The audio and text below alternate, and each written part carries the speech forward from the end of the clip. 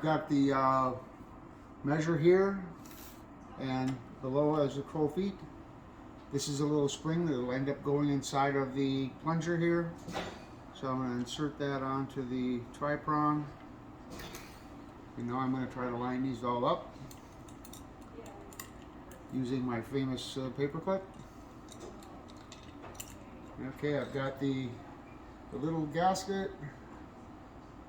Now I've got the head of the plunger. There we go. I'm going to line this up so it sits over the hole. Hopefully it'll stay that way. And there goes the spring. And we push it all together like so. Just kind of line it up so it's all straight, as much as you can, and then tighten it.